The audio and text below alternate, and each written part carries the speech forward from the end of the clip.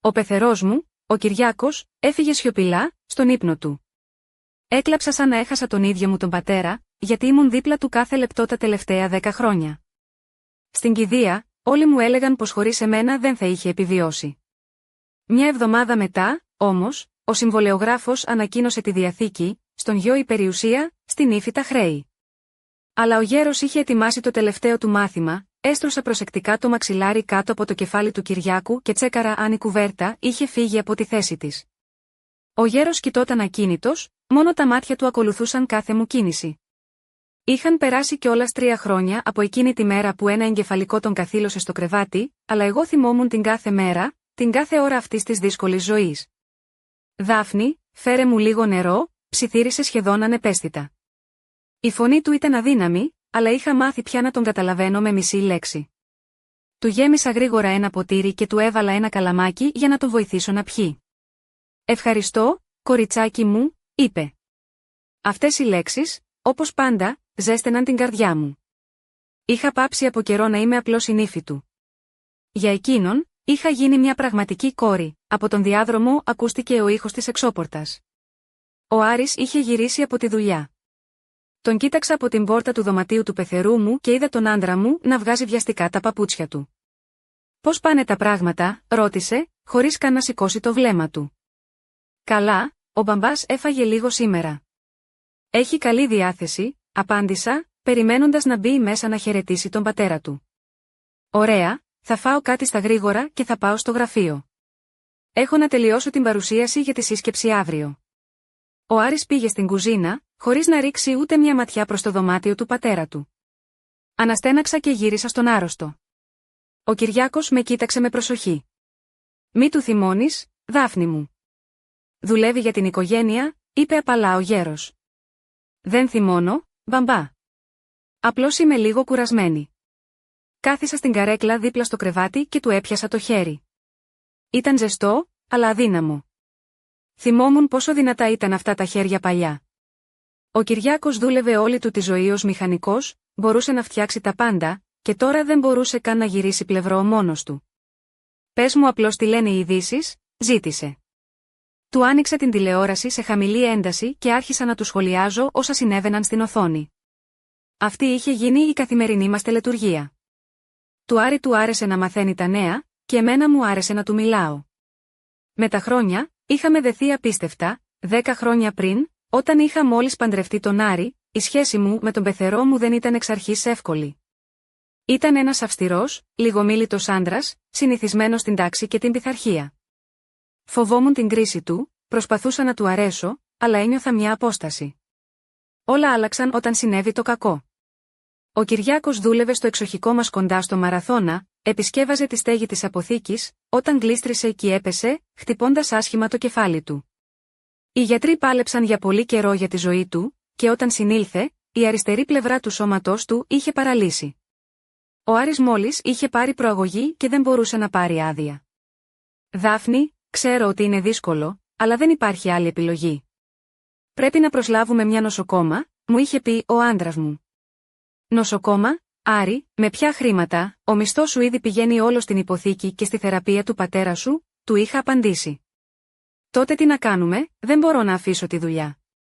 Πρέπει να επικεντρωθώ στην καριέρα μου τώρα». Εγώ τότε δούλευα στο λογιστήριο μιας μικρής εταιρείας στην Πλάκα. Ο μισθός ήταν ταπεινός, αλλά η δουλειά μου άρεσε. Ήξερα ότι έπρεπε να διαλέξω. «Εγώ θα φροντίζω τον μπαμπά», του είπα. «Είσαι σίγουρη? Είναι πολύ δύσκολο». Ο Άρης είχε μείνει έκπληκτος. «Σίγουρη? Δεν μου είναι ξένος». Και έτσι, είχαν περάσει 7 χρόνια από εκείνη την απόφαση. Παραιτήθηκα από τη δουλειά μου και αφοσιώθηκα πλήρως στη φροντίδα του άρρωστου πεθερού μου. Στην αρχή ήταν πραγματικά πολύ δύσκολα. Δεν ήξερα πώς να σηκώνω σωστά έναν κατάκητο άνθρωπο. Δεν ήξερα πώς να κάνω μασάζ, ούτε πώς να ταΐζω κάποιον που δεν μπορούσε να καταπιεί στερεά τροφή. Ο Κυριάκος τότε ήταν ευερέθιστος και ανικανοποίητος. Δεν ήθελε να γίνει βάρος. Ντρεπόταν για την αδυναμία του. Συχνά αρνιόταν το φαγητό, σιωπούσε για μέρες. «Άσε με ήσυχο», έλεγε όταν προσπαθούσα να τον ταΐσω. «Δεν θα το κάνω», απαντούσα εγώ. «Πρέπει να φας για να δυναμώσεις». Σιγά σιγά, ο πάγος έλειωσε. Ο Κυριάκος είδε ότι δεν υποκρινόμουν, ότι δεν έκανα τις δουλειές από υποχρέωση. Ειλικρινά ήθελα να τον βοηθήσω. Ανησυχούσα γνήσια για την κατάστασή του. «Γιατί το κάνεις αυτό?» με ρώτησε μια μέρα. «Τι πάει να πει, γιατί, είσαι σαν πατέρας μου?» του απάντησα. Και εκείνος κατάλαβε ότι ήταν αλήθεια. Από τότε, δημιουργήθηκε ανάμεσά μας ένας ιδιαίτερος δεσμός. Ο Κυριάκος άρχισε να μου διηγείται για τη ζωή του, τα νιάτα του, για τη γυναίκα του, τη Σοφία, την οποία είχε αγαπήσει βαθιά και που πέθανε από καρκίνο όταν ο Άρης ήταν 15 χρονών. «Ήταν τόσο καλόψυχη όσο εσύ», συνήθιζε να λέει. Πάντα νοιαζόταν για τους άλλους περισσότερο από τον εαυτό της. Είχα μάθει να καταλαβαίνω τις ανάγκες του χωρίς λόγια. Ήξερα πότε πονούσε η πλάτη του, πότε πεινούσε, πότε ήταν λυπημένος. Του διάβαζα βιβλία, του έβαζα τις αγαπημένες του παλιές ταινίες με τον Βέγκο, του έκανα μασά στα χέρια και τα πόδια. Ο Άρης, εν τω μεταξύ, βυθιζόταν όλο και περισσότερο στη δουλειά. Πήρε αρκετές προαγωγές, ο μισθός του αυξήθηκε, αλλά το ίδιο και το βάρος των ευθυνών. Γυρνούσε αργά στο σπίτι, κουρασμένος, χωρίς δύναμη να μιλήσει με τον άρρωστο πατέρα του. «Πώς είναι ο μπαμπάς?» ρωτούσε. «Καλά», απαντούσα εγώ. «Χαίρομαι». «Ευχαριστώ για όλα», έλεγε και πήγαινε κατευθείαν στο γραφείο του. Καταλάβαινα ότι και για τον Άρη δεν ήταν εύκολο. Αγάπαγε τον πατέρα του, αλλά δεν ήξερε πώς να εκφράσει τα συναισθήματά του. Η δουλειά είχε γίνει ο τρόπος του να αντιμετωπίσει τον πόνο και την ενοχή. «Δουλεύει για εμάς», επαναλάμβανα στον εαυτό μου, ειδικά στις στιγμές της μεγαλύτερης μοναξιάς. Ο Κυριάκος παρατηρούσε πόσο λίγο ασχολούνταν ο γιος του με την οικογένεια και αυτό τον ανησυχούσε. «Λες να τον ενοχλεί που με έχει φορτωθεί?» ρωτούσε ο γέρος. «Μα τι λέτε, μπαμπά, δεν είστε βάρος. Είμαστε οικογένεια», τον καθησύχαζα. «Μα εξαιτίας μου εσύ δεν μπορείς να δουλέψεις. Δεν έχετε παιδιά. Μη το σκέφτεστε αυτό, όλα θα γίνουν». Και ήταν αλήθεια, δεν είχαμε παιδιά. Στην αρχή το αναβάλαμε. Μετά ήρθε η αρρώστια του πεθερού μου και δεν ήταν πια η ώρα. Ο Άρης έλεγε ότι δεν ήταν ακόμα η στιγμή, ότι πρώτα έπρεπε να τακτοποιήσουμε τον πατέρα του, να χτίσει την καριέρα του, να πάρουμε μεγαλύτερο διαμέρισμα.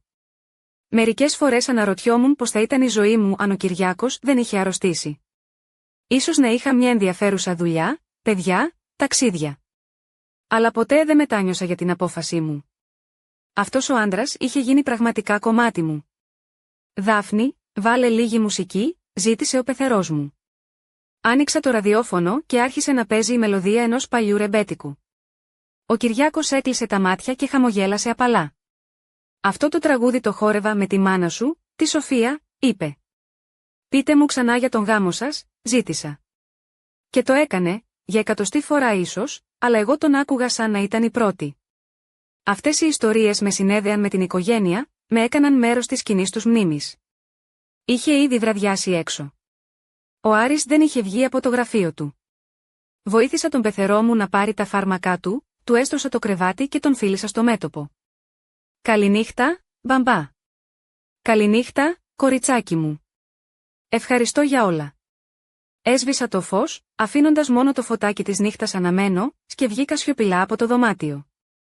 Με περίμενε άλλη μια νύχτα που θα σηκωνόμουν αρκετές φορές για να δω πώς κοιμάται, αν χρειαζόταν βοήθεια για να γυρίσει πλευρό ή να πιει νερό. Δεν ήξερα ότι αυτή θα ήταν μια από τις τελευταίες τέτοιες νύχτες. Δεν ήξερα ότι σε ένα μήνα όλα θα άλλαζαν. Δεν ήξερα ότι ο άνθρωπος που θεωρούσα τον πιο δίκαιο στον κόσμο, μου είχε ετοιμάσει μια δοκιμασία που θα ανέτρεπε όλη μου τη ζωή. Ξύπνησα από τη σιωπή. Μια παράξενη, ανησυχητική σιωπή. Συνήθως, από το διπλανό δωμάτιο άκουγα την απαλή αναπνοή του πεθερού μου. Μερικές φορές μουρμούριζε κάτι στον ύπνο του ή γόγγιζε, αλλά τώρα δεν ακουγόταν τίποτα. Πετάχτηκα από το κρεβάτι και έτρεξα ξυπόλυτη προς το δωμάτιό του. Ο Κυριάκος κοιτόταν ήρεμος, αλλά το πρόσωπό του είχε μια ιδιαίτερα χλωμή απόχρωση. Έσκυψα πάνω του και κατάλαβα δεν ανέπνεε. «Μπαμπά», φώναξα, αν και ήξερα ήδη ότι ήταν αργά. Τα χέρια μου έτρεμαν καθώς έψαχνα για σφιγμό. Τίποτα. Πήρα το τηλέφωνο, κάλεσα το ΕΚΑΒ, και μετά πήγα να ξυπνήσω τον Άρη. «Τι έγινε?» ρώτησε βγαίνοντας από το γραφείο όπου είχε αποκοιμηθεί μπροστά στον υπολογιστή. «Ο μπαμπάς έφυγε», ψιθύρισα. Ο Άρης χλώμιασε και έτρεξε στο δωμάτιο του πατέρα του. Εγώ έμεινα στον διάδρομο. Τα πόδια μου δεν Καθόμουν στο πάτωμα του δωματίου του πεθερού μου, περιτριγυρισμένη από κούτες και σακούλες. Ο Άρης είχε φύγει νωρίς για τη δουλειά, αφήνοντας μου ως αποχαιρετισμό ένα ξερό, τακτοποίησε τα πράγματα του πατέρα. Όμικρο με τόνο, τι μπορείς, δώσ' το για φιλανθρωπία. Το είπε λες και μιλούσε για παλιά σκουπίδια και όχι για αντικείμενα γεμάτα αναμνήσεις ενός ολόκληρου ανθρώπου. Είχαν περάσει 2 εβδομάδες από την ανάγνωση της Διαθήκης. Οι τράπεζες είχαν ήδη στείλει ειδοποιήσεις για τη μεταβίβαση των χρεών, απαιτώντας την παρουσία μου για την αναδιάρθρωση των εγγράφων. Ανέβαλα αυτή την επίσκεψη κάθε μέρα, ελπίζοντας ένα θαύμα που δεν ερχόταν. Πήρα στα χέρια μου το παλιό πουλόβερ του Κυριάκου, εκείνο το γκρι με τη χοντρή πλέξη που του άρεσε να φοράει στο σπίτι. Το ύφασμα διατηρούσε ακόμα μια αχνή μυρωδιά από την κολόνια του, ένα κλασικό άρωμα με βάση το κυπαρίσι. Πίεσα το πουλόβερ στο πρόσωπό μου και ξέσπασα σε κλάματα. Γιατί, μπαμπά, ψιθύριζα μέσα από τα δάκρυά μου. Γιατί μου το έκανες αυτό, όλες αυτές τις μέρες, είχα ανατρέξει στη μνήμη μου σε κάθε συζήτηση, κάθε μέρα των τελευταίων ετών. Έψαχνα για στοιχεία, για σημάδια ότι ο πεθερός μου ήταν δυσαρεστημένος μαζί μου, αλλά δεν έβρισκα τίποτα. Αντιθέτως, πάντα με ευχαριστούσε. Έλεγε ότι ήμουν καλύτερη και από πραγματική του κόρη.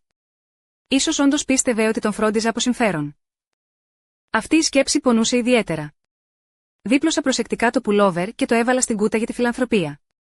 Ένιωθα το λεπτό, βαμβακερό μου φόρεμα να κολλάει πάνω μου από τον υδρότα της αγωνίας, τα μαλλιά μου πιασμένα σε έναν ακατάστατο κότσο, μια εικόνα παρέτησης, άρχισα να ξεδιαλέγω τα βιβλία. Ο Κυριάκος λάτρευε το διάβασμα, ειδικά τα ιστορικά μυθιστορήματα και τις βιογραφίες. Το ράφι ήταν γεμάτο με φθαρμένους τόμους, πολλοί με σελιδοδείκτες σε σελίδες που δεν πρόλαβε να τελειώσει. Ο Καπετάν Μιχάλης, του Καζαντζάκη με αποξηραμένα λουλούδια ανάμεσα στις σελίδες. Διάβαζε Καζαντζάκη στη Σοφία όταν εκείνη ήταν άρρωστη. Η ιστορία ενός εχμαλώτου, του Δούκα, το αγαπημένο του βιβλίο για τον πόλεμο. Να ζεις και να θυμάσαι, του Ρασπούτιν, από το οποίο συχνά παρέθετε φράσεις. Κάθε βιβλίο ήταν συνδεδεμένο με μια ανάμνηση. Ξεφύλιζε τις σελίδες, έβλεπα σημειώσεις στα περιθώρια γραμμένες με το χέρι του πεθερού μου, τον καλλιγραφικό του γραφικό χαρακτήρα. Έγραφε πάντα πολύ όμορφα, ακόμα και όταν το χέρι του έτρεμε μετά το εγκεφαλικό. Στο κάτω ράφι υπήρχαν άλμπουμ με φωτογραφίες. Πήρα το πρώτο. Φωτογραφίες από το γάμο του Κυριάκου και της Σοφίας. Πρόσωπα νέα και ευτυχισμένα. Η Σοφία με λευκό νηφικό και πέπλο. Ο Κυριάκος με ένα κομψό κοστούμι. Χορεύουν, γελάνε, κόβουν την τούρτα. Ήταν πανέμορφη, σκέφτηκα παρατηρώντας την πεθερά μου, την οποία δεν γνώρισα ποτέ εν ζωή. Μετά, φωτογραφίες του μικρού Άρη, πρώτα μωρό, μετά στον νηπιαγωγείο, στο σχολείο. Ο Κυριάκος με το γιο του στο ψάρεμα, και οι δύο χαρούμενοι, με καλάμια στα χέρια. Οικογενειακές εκδρομές στο εξοχικό στον Οροπό, γενέθλια, χριστουγεννιάτικα δέντρα. Βρήκα μια φωτογραφία όπου ήμουν κι εγώ, το πρώτο μας ταξίδι μαζί στο εξοχικό μετά το γάμο. Στέκομαι δίπλα στο λαχανόκηπο με ένα ποτιστήρι στα χέρια και ένα ντροπαλό χαμόγελο στο πρόσωπο. Ο Κυριάκος μου μάθαινε να φυτεύω ντομάτες. Πρέπει να νιώθεις το χώμα, Δάφνη. Αν είναι υγρό, μη ποτίζεις. Οι ρίζες θα σαπίσουν. Μια άλλη φωτογραφία. Η μέρα που ο Άρης πήρε προαγωγή σε θέση διευθυντή. Όλη η οικογένεια μαζεμένη στο τραπέζι, σηκώνοντας τα ποτήρια. Ο Κυριάκος, περήφανος, ευτυχισμένος. Ο Άρης με καινούριο κοστούμι. Εγώ δίπλα του, αγκαλιάζοντας τον άντρα μου. Μετά, πιο πρόσφατες φωτογραφίες. Ήδη μετά το εγκεφαλικό. Ο Κυριάκος σε αναπηρικό καροτσάκι. Εγώ τον σπρώχνω στο πάρκο. Εκείνος χαμογελάει. Κι εγώ το ίδιο. Σε μια άλλη φωτογραφία παίζουμε σκάκι. Έμαθα να παίζω μόνο για χάρη του. Ήμασταν ευτυχισμένοι, σκεφτόμουν. Γιατί τότε το έκανε αυτό, το τελευταίο άλμπουμ ήταν πιο λεπτό από τα άλλα. Περιείχε πολύ πρόσφατες φωτογραφίες, τραβηγμένες με το κινητό και εκτυπωμένες. Προς έκπληξή μου, ανακάλυψα ότι στις περισσότερες από αυτές ήμουν εγώ, να μαγειρεύω για τον πεθερό μου, να του διαβάζω ένα βιβλίο, να το βοηθάω να καθίσει στην πολυθρόνα. Στην τελευταία σελίδα υπήρχε μια φωτογραφία που δεν θυμόμουν. Ο Κυριάκος κοιμόταν στο κρεβάτι και εγώ καθόμουν δίπλα του, κρατώντας του το χέρι. Κάποιος μας είχε φωτογραφίσει κρυφά. Πιθανότατα ο Άρης. Κάτω από τη φωτογραφία, με το γραφικό χαρακτήρα του Κυριάκου, ήταν γραμμένο «Η κόρη μου». Ευχαριστώ για όλα. Ξέσπασα σε κλάματα. Αν με θεωρούσε κόρη του, γιατί μου άφησε τα χρέη, ήταν σκληρό και ακατανόητο. Έκλεισα το άλμπουμ και άρχισα να ψάχνω τη συρταριέρα. Στο πρώτο συρτάρι υπήρχαν έγγραφα, διαβατήριο, συνταξιοδοτικό βιβλιάριο, ιατρικές εκθέσεις, όλα όσα σχετίζονταν με την ασθένειά του και τη θεραπεία του. Θυμόμουν κάθε έκθεση, κάθε διάγνωση. Στο δεύτερο συρτάρι βρήκα παλιά γράμματα, καρτ ποστάλ, σημειωματάρια. Ο Κυριάκος ήταν ένας τακτικός άνθρωπος, φύλαγε ο μικρομετώνο τι θεωρούσε σημαντικό. Γράμματα από συμπολεμιστές, ευχές για γενέθλια, καρτ ποστάλ από μακρινούς συγγενείς. Βρήκα ένα τετράδιο με διευθύνσεις. Ο δικός μου αριθμός ήταν γραμμένος με όμορφα γράμματα. Δάφνη. Κόρη. Όχι, νύφη, αλλά κόρη. Το τρίτο συρτάρι ήταν σχεδόν άδειο. Μόνο μαντήλια, γυαλιά διαβάσματος.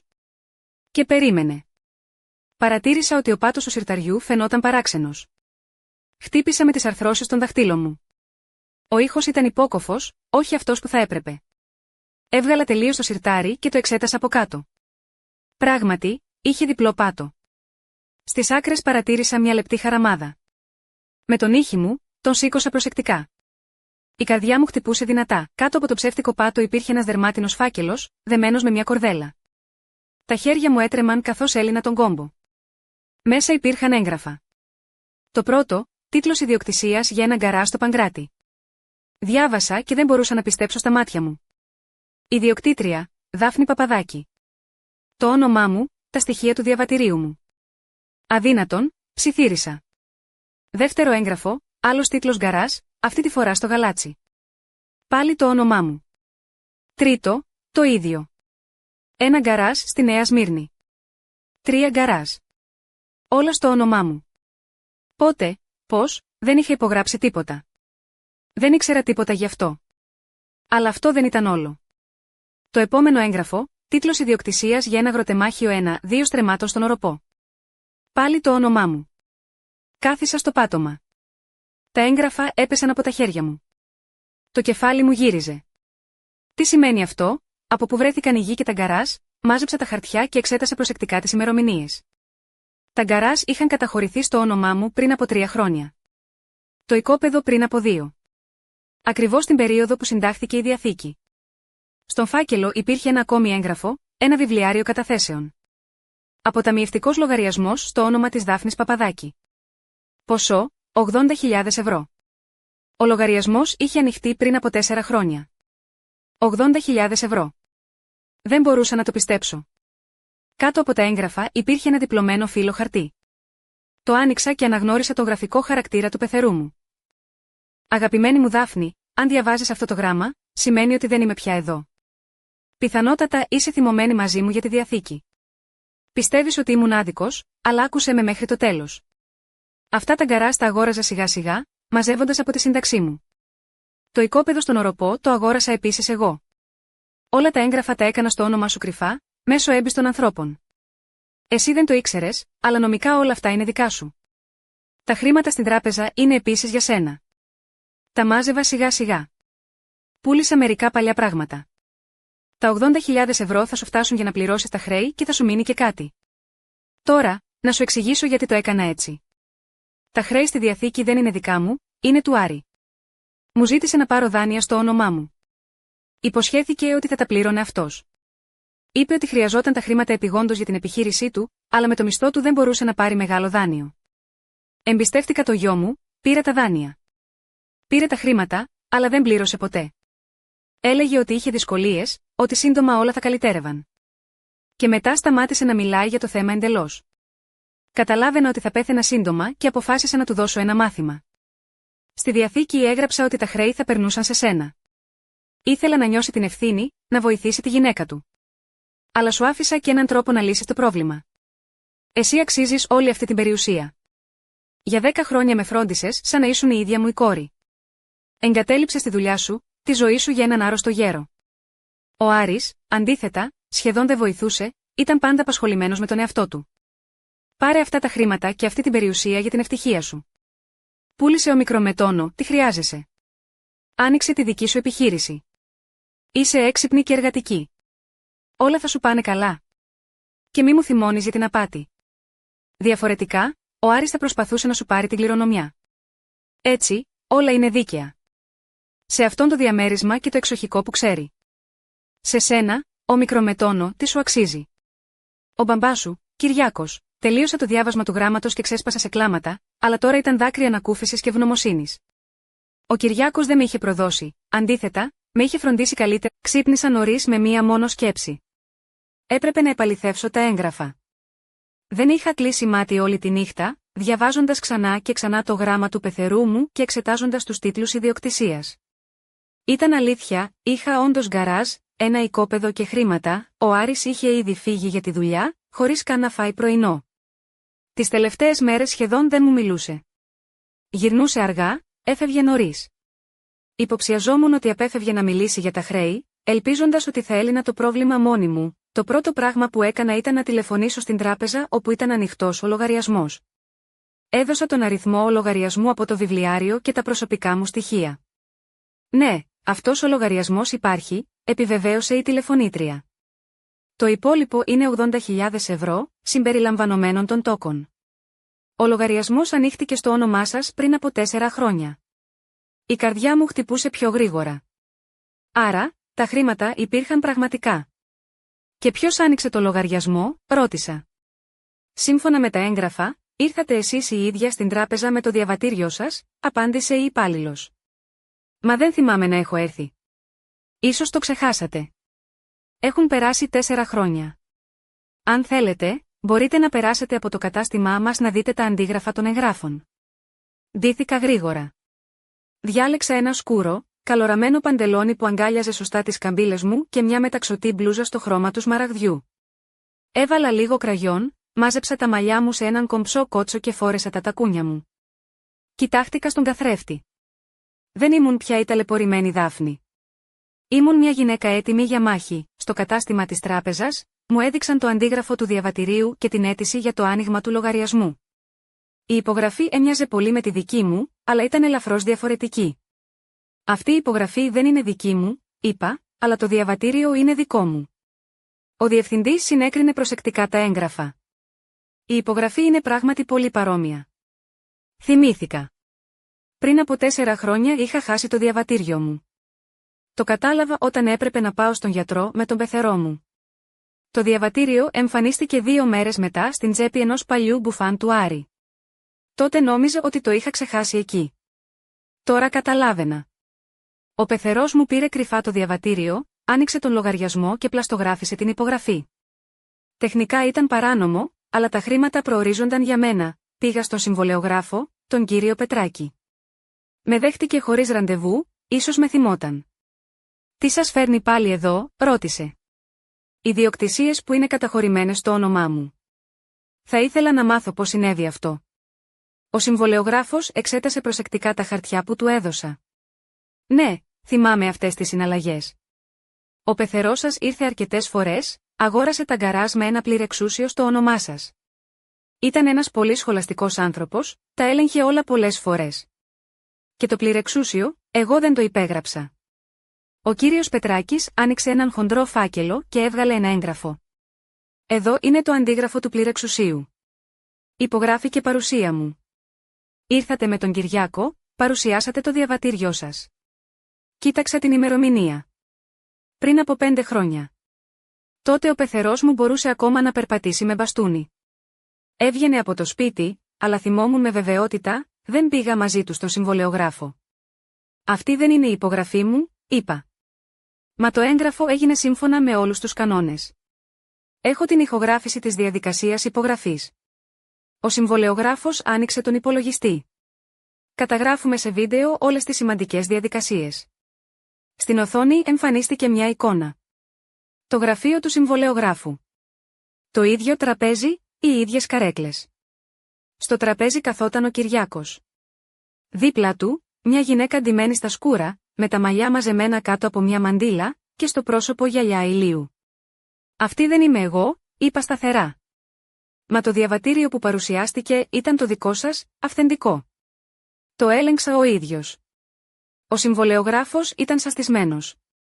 Παρατηρούσα προσεκτικά την οθόνη. Η γυναίκα όντως μου έμοιαζε. Είχε παρόμοιο ύψος και σωματότυπο, αλλά το πρόσωπο της δεν φαινόταν καθόλου λόγω των γυαλιών και της μαντίλας. Ο Κυριάκος προσέλαβε μια ηθοποιό ή ζήτησε τη χάρη από κάποια γνωστή του, κατάλαβα.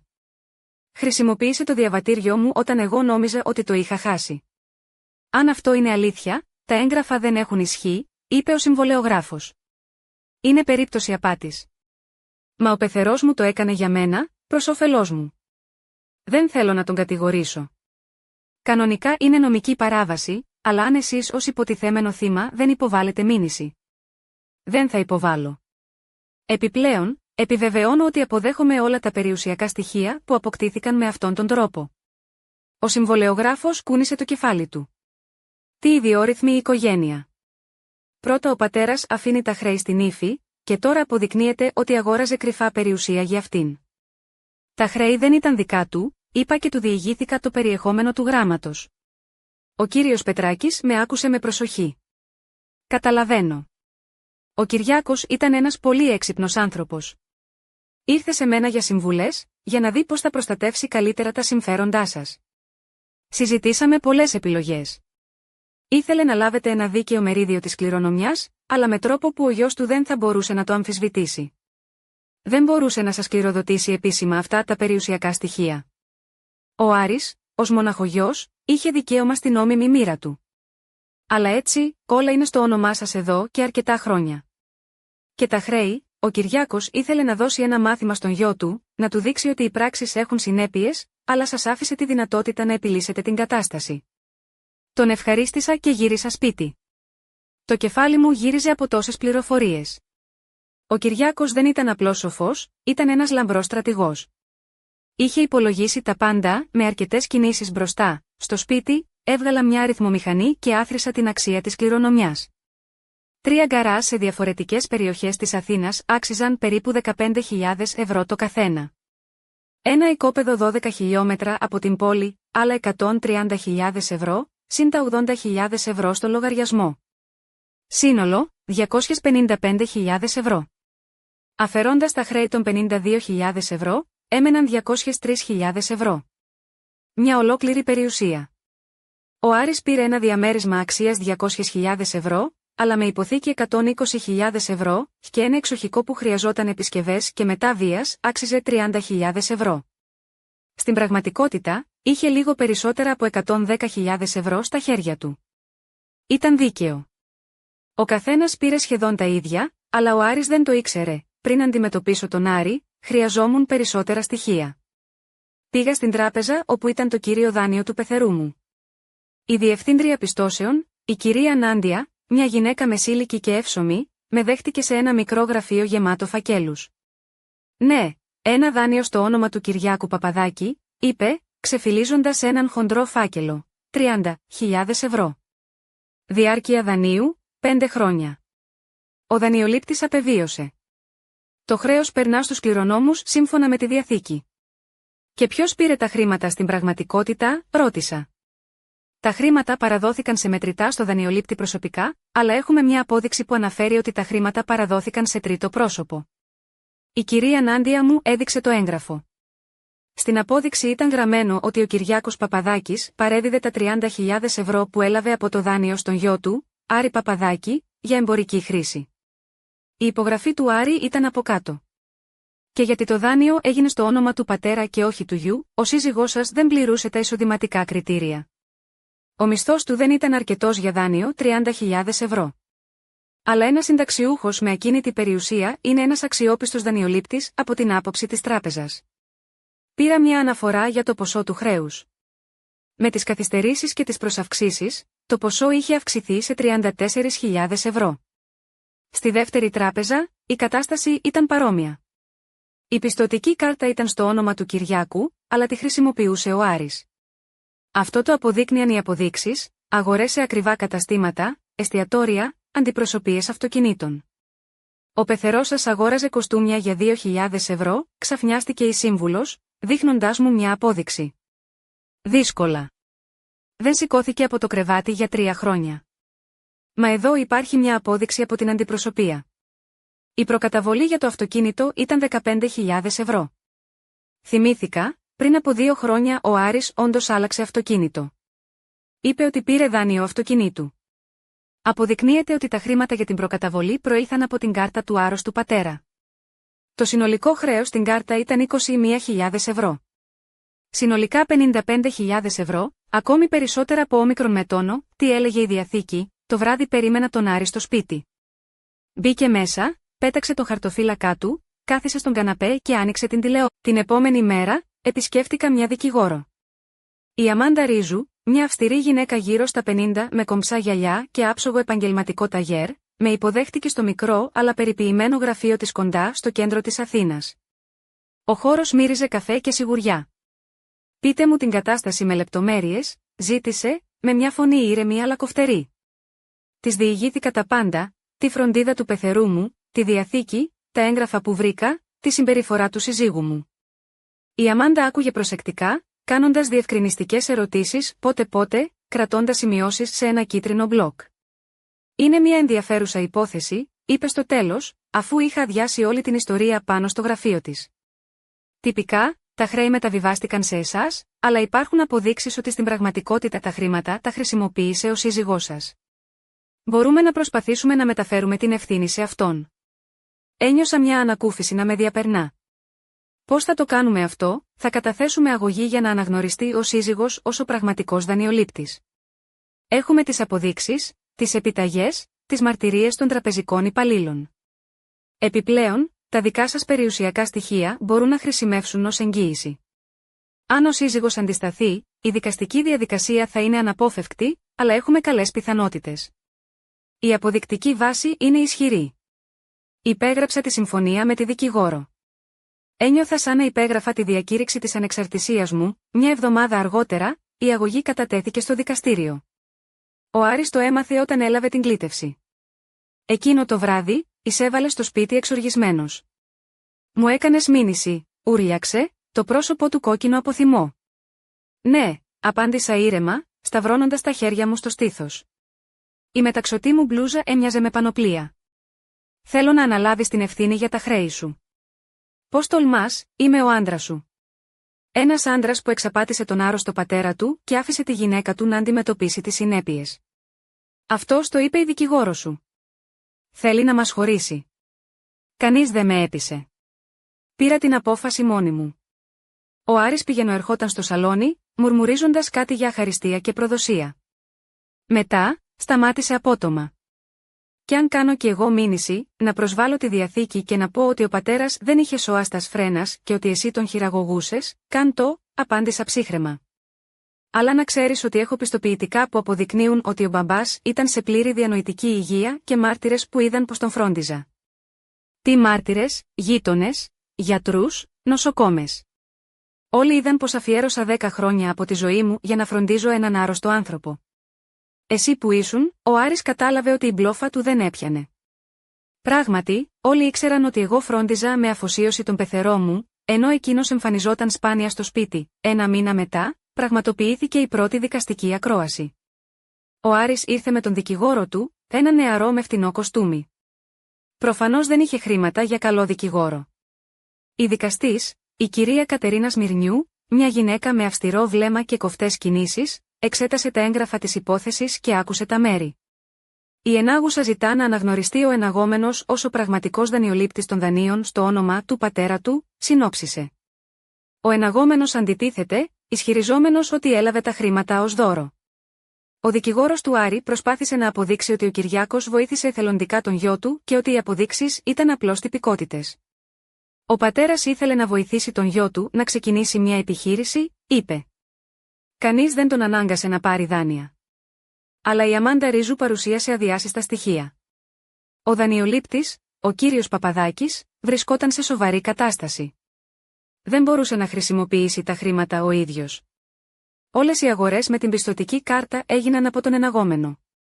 Οι πληρωμές γίνονταν επίσης από τον λογαριασμό του μέχρι ένα ορισμένο σημείο. Το δικαστήριο ζήτησε αναλυτικές κινήσεις των λογαριασμών και των καρτών, καθώς και ιατρικά έγγραφα για την κατάσταση του Κυριάκου. Όλα επιβεβαίωναν την εκδοχή μου, στη δεύτερη ακρόαση κατέθεσαν μάρτυρες. Η γειτόνισσα, η κυρία Λίλη, μια γλυκιά ηλικιωμένη, διηγήθηκε πως φρόντιζα τον άρρωστο. Τον σήκωνε στα χέρια της σαν παιδί, είπε η γριούλα. Και ο γιος ερχόταν σπάνια, έλεγε ότι ταξίδευε για δουλειά. Ο νευρολόγος επιβεβαίωσε ότι μετά το εγκεφαλικό, ο Κυριάκος δεν μπορούσε να κινηθεί μόνος του και χρειαζόταν συνεχή φροντίδα. Ο ασθενής είχε συνείδηση, αλλά ήταν σωματικά πολύ περιορισμένος, εξήγησε ο γιατρός. Ένας τραπεζικός υπάλληλος κατέθεσε ότι το δάνειο διεκπεραιώθηκε με τη συμμετοχή του γιου του δανειολήπτη. Ο νεαρός γνώριζε καλά τους όρους, υπέγραψε προσωπικά τα έγγραφα για την παραλαβή των χρημάτων, δήλωσε. Για την τρίτη ακρόαση, ο δικηγόρος του Άρη δοκίμασε μια νέα τακτική. Η πελάτησά μου δεν εργαζόταν για 10 χρόνια, ζούσε εις βάρος της οικογένειας, δήλωσε. Θα έπρεπε να είναι ευγνώμων για τη συντήρηση και να μην προβάλλει απαιτήσεις. Αυτό ήταν ένα χτύπημα κάτω από τη ζώνη. Η Αμάντα Ρίζου αγανάκτησε. Η ενάγουσα δεν ήταν συντηρούμενη. Φρόντιζε έναν άρρωστο συγγενή, το οποίο είναι μια κοινωνικά χρήσιμη δραστηριότητα. Οι επαγγελματίες νοσοκόμες χρεώνουν τουλάχιστον 2.000 ευρώ το μήνα για τέτοια εργασία. Αλλά επίσημα δεν εργαζόταν, επέμεινε ο αντίπαλος. Αλλά γλίτωσε την οικογένεια από τα έξοδα μιας επαγγελματία νοσοκόμας. Σε 10 χρόνια, αυτό θα ανερχόταν σε πάνω από 200.000 ευρώ. Η δικαστής άκουσε όλα τα επιχειρήματα με προσοχή, στην τέταρτη ακρόαση, εξέδωσε την απόφαση. Το δικαστήριο αναγνωρίζει ότι ο πραγματικός δικαιούχος των δανείων ήταν ο εναγόμενος, κύριος Άρης Παπαδάκης. Διατάσσεται να αποζημιώσει την ενάγουσα για τα έξοδα πληρωμής των χρεών, ύψους 55.000 ευρώ. Η απόφαση είναι άμεσα εκτελεστή. Κέρδισα. Ο Άρης έπρεπε να μου πληρώσει όλο το ποσό του χρέους. Μετά την ακρόαση, με πλησίασε στον διάδρομο του δικαστηρίου. Χαρούμενη, ρώτησε, το πρόσωπό του χλωμό και ηττημένο. Πανευτυχής με τη δικαιοσύνη, απάντησα. Δεν έχω αυτά τα χρήματα. Θα καταστραφώ. Αυτή είναι η επιλογή σου. Θα μπορούσες να είχες παραδεχτεί την ενοχή σου ειλικρινά και να καταλήξουμε σε φιλικό διακανονισμό. Κι αν κάνω έφεση, κάνε έφεση, αλλά να θυμάσαι ότι κάθε μέρα που δεν πληρώνεις, αυξάνεται το ποσό των τόκων υπερημερίας. Ο Άρης κατάλαβε ότι είχε χάσει οριστικά. Τώρα θα έπρεπε όντως να πουλήσει την κληρονομιά του πατέρα του για να ξεπληρώσει τα χρέη που ο ίδιος δημιούργησε. Αρκετά που κατέστρεψες την οικογένειά μας, είπε στο τέλος. Την οικογένεια την κατέστρεψες εσύ, όταν αποφάσισες να ζήσεις εις βάρος ενός άρρωστου πατέρα, απάντησα. Περπατούσα στο δρόμο, νιώθοντας μια παράξενη ανακούφιση. Επιτέλους, η δικαιοσύνη είχε θριαμβεύσει. Ο Κυριάκος θα ήταν ικανοποιημένος. Το μάθημα λειτουργήσε, τόσο για τον γιο του όσο και για μένα. 1 μήνα μετά τη δίκη, έλαβα τα χρήματα από τον Άρη. Πούλησε το εξοχικό του πατέρα του και πήρε ένα δάνειο με υποθήκη το διαμέρισμα. Δεν υπήρχε άλλη διέξοδος. Τα 55.000 ευρώ μπήκαν στο λογαριασμό μου με μία μόνο μεταφορά. «Ορίστε τα λεφτά σου», είπε, δείχνοντάς μου την απόδειξη. «Τώρα είμαστε πάτσι». «Πάτσι», συμφώνησα. Ο Άρης μάζεψε τα πράγματά του και πήγε να μείνει σε ένα φίλο του. Το διαζύγιο εκδόθηκε γρήγορα και συνενετικά. Δεν υπήρχε τίποτα να μοιράσουμε. Το διαμέρισμα έμεινε σε αυτόν, μαζί με τα χρέη. Δεν ήξερε καν τι περιουσία είχα εγώ. Έμεινα μόνη στο άδειο διαμέρισμα. Οι πρώτες μέρες ήταν παράξενες. Σιωπή. Κανένας να ταΐσω, κανένας να φροντίσω. Για 10 χρόνια, η ζωή μου ήταν προγραμματισμένη στο λεπτό. Τώρα, ο χρόνος ήταν μόνο δικός μου. Από τον λογαριασμό του Κυριάκου, πλήρωσα τα χρέη στις τράπεζες. Ένιωσα ένα βάρος να φεύγει από πάνω μου. Με τα υπόλοιπα 25.000 ευρώ και την περιουσία που μου είχε αφήσει κρυφά, ένιωθα πλούσια. Πλούσια σε ευκαιρίες, πήγα να δω το οικόπεδο στον Οροπό. 1-2 στρέμματα σε ένα ήσυχο μέρος, κοντά σε ένα ποτάμι, περιτριγυρισμένο από πευκοδάσος. Ένα όμορφο αλλά άδειο μέρος. Μόνο μια παλιά αποθήκη και ένα ξέφωτο καλυμμένο με χόρτα. Εδώ μπορεί να χτιστεί κάτι, σκέφτηκα, νιώθοντας τον αέρα της εξοχής να μου καθαρίζει το μυαλό. Αποφάσισα να πουλήσω ένα από τα γκαράζ. Χρειαζόμουν χρήματα για ένα νέο έργο. Βρήκα γρήγορα αγοραστή, 17.000 ευρώ για ένα γκαράζ σε καλή περιοχή. Με αυτά τα χρήματα, πήγα να δω έναν αρχιτέκτονα. Ο Κάρολος, ένας άντρας γύρω στα 40 με γκρίζους κροτάφους, άκουσε προσεκτικά την ιδέα μου. «Θέλω να ανοίξω ένα υπαίθριο καφέ», εξήγησα. «Μικρό, άνετο, για οικογένειες με παιδιά, για όσους έχουν κουραστεί από τη φασαρία της πόλης». «Ενδιαφέρουσα ιδέα», είπε ο αρχιτέκτονας. «Στο οικόπεδο μπορεί να χτιστεί μια καλοκαιρινή βεράντα, κιόσκια, μια παιδική χαρά». Έκανε ένα σκίτσο του σχεδίου, αλλά προειδοποίησε ότι θα χρειαζόμουν άδειες για τη σύνδεση των δικτύων κοινής ωφέλειας. «Πόσο θα κοστίσει αυτό?» «Περίπου 50.000 ευρώ στην πρώτη φάση. Απλή κατασκευή, χωρίς πολυτέλειες». Είχα ακριβώς τα χρήματα από την τραπεζική κατάθεση και από. Η ζωή στο καφέ ήταν απαιτητική αλλά γεμάτη ανταμοιβές. Κάθε χαμόγελο πελάτη, κάθε, ήταν υπέροχο, που άκουγα, ήταν σαν βάλσαμο στην ψυχή μου. Μετά από μισό χρόνο, ο κύριος Κυριάκος, άρχισε να αποφέρει ένα σταθερό εισόδημα, περίπου 2.000 με 3.000 ευρώ το μήνα. Δεν ήταν εκατομμύρια, αλλά αρκετά για μια αξιοπρεπή ζωή. Νίκιασα ένα μικρό διαμέρισμα στην κοντινή πόλη και αγόρασα ένα μεταχειρισμένο αυτοκίνητο. Η ζωή μου είχε σταθεροποιηθεί. Είχα αποκτήσει εμπιστοσύνη στο αύριο, ένα φθινοπορεινό απόγευμα, όταν ο ήλιος έβαφε τον ουρανό με πορτοκαλί και μοβ πινελιές, μπήκε στο καφέ ένας άντρας μεσήλικας, ψηλός, με ευγενικά μάτια, ντυμένος με ένα απλό πουκάμισο και τζιν. «Μπορώ να έχω μια σούπα και ένα τσάι?» ρώτησε με μια ήρεμη, βαθιά φωνή. «Φυσικά, καθίστε». «Σας το φέρνω αμέσως», απάντησα, νιώθοντας μια ανεξήγητη οικειότητα. Βενέδικτος, συστήθηκε. Αποδείχθηκε ότι ήταν κτηνίατρος. Δούλευε σε μια γειτονική περιοχή. Ερχόταν από ένα επίγον περιστατικό και αποφάσισε να φάει κάτι. «Μαγειρεύετε πολύ καλά», με επένεσε. «Σαν στο σπίτι της γιαγιάς». «Ευχαριστώ. Φαίνεται ότι βάζετε την ψυχή σας σε αυτό». Τα λόγια του με άγγιξαν.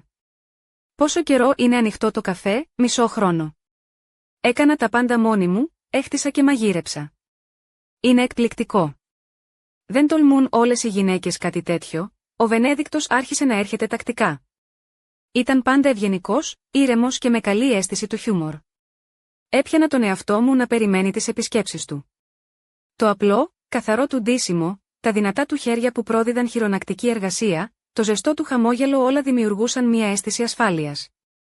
Το λεπτό μου φόρεμα, που είχα συνηθίσει να φοράω για να νιώθω πιο θηλυκή καθώς δούλευα, φάνταζε ξαφνικά πιο αποκαλυπτικό κάτω από το ήρεμο βλέμμα του. «Έχετε οικογένεια?» τον ρώτησα μια μέρα, προσπαθώντας να κρύψω την περιέργειά μου. «Ήμουν παντρεμένος. Χωρίσαμε πριν από 3 χρόνια. Δεν έχω παιδιά», απάντησε απλά. «Και εγώ χώρισα πρόσφατα. Αποδείχτηκε ότι έζησα 10 χρόνια με έναν άνθρωπο που δεν ήταν ο δικός μου. Μερικές φορές οι άνθρωποι αλλάζουν, ή δεν τους γνωρίζουμε καλά από την αρχή. Οι συζητήσεις μας έγιναν πιο προσωπικές». Ο Βενέδικτος μιλούσε για τη δουλειά του, για τα ζώα που θεράπευε. Εγώ του μιλούσα για την κατασκευή του καφέ και τα μελλοντικά μου σχέδια. «Θέλω να επεκταθώ», του εκμυστηρεύτηκα. «Ίσως να χτίσω ξενώνες για τους επισκέπτες. Οι άνθρωποι έρχονται τα Σαββατοκύριακα και δεν έχουν που να μείνουν». «Καλή ιδέα. Ο αγροτουρισμός είναι πολύ της μόδας τώρα». Τον Νοέμβριο, ο Βενέδικτος με βοήθησε να επισκευάσω τη στέγη του καφέ μετά από μια καταιγίδα. Δούλεψε μαζί με τους τεχνίτες, χωρίς να λογαριάζει κόπο. «Σε ευχαριστώ πολύ», του είπα το βράδυ, καθώς πίναμε τσάι στη βεράντα. «Δεν κάνει τίποτα. Οι φίλοι πρέπει να βοηθούν ο ένας τον άλλον. Είμαστε φίλοι, έτσι δεν είναι?» Κοίταξα στα μάτια του και κατάλαβα. Ναι, ήμασταν φίλοι, αλλά ίσως και κάτι παραπάνω. Τον χειμώνα, το καφέ λειτουργούσε μόνο τα Σαββατοκύριακα. Υπήρχαν λίγοι πελάτες στην κρύα εποχή. Χρησιμοποιούσα τον ελεύθερο χρόνο μου για να σχεδιάσω την ανάπτυξη της επιχείρησης. Πούλησα το δεύτερο γκαράζ για 18.000 ευρώ. Επένδυσα τα χρήματα στην αγορά εξοπλισμού για μια καλοκαιρινή κουζίνα και σε οικοδομικά υλικά. Μέχρι την άνοιξη θα χτίσω άλλο ένα κιόσκι και μια τσουλήθρα για τα παιδιά, σχεδίαζα. Ο Βενέδικτος συχνά βοηθούσε με συμβουλές και μερικές φορές με δουλειά. Ποτέ δεν επέβαλε την παρουσία του ούτε απαιτούσε ευχαριστίες, απλώς ήταν εκεί όταν τον χρειαζόμουν. «Έχεις χρυσά χέρια», του έλεγα, κοιτάζοντάς τον να φτιάχνει τις σπασμένες κούνιες. «Όλοι έχουμε χρυσά χέρια, αν υπάρχει διάθεση να βοηθήσουμε», απαντούσε. Στο τέλος του χειμώνα, κατάλαβα ότι τον είχα ερωτευτεί. Όχι με πάθος, όπως τα νιάτα μου με τον Άρη, αλλά με μια ζεστασιά και μια σιγουριά. Ο Βενέδικτος είχε γίνει μέρος της ζωής μου και των μελλοντικών μου σχεδίων. Τον Μάρτιο, καθώς καθόμασταν δίπλα στο τζάκι που είχαμε ανάψει στο καφέ, τον ρώτησα: «Δεν θα ήθελες να ασχοληθείς με τις επιχειρήσεις?» «Με ποια έννοια?» «Να γίνεις συνεταιρός μου. Στο καφέ και στη ζωή». Ο Βενέδικτος σιώπησε για μια στιγμή και μετά χαμογέλασε.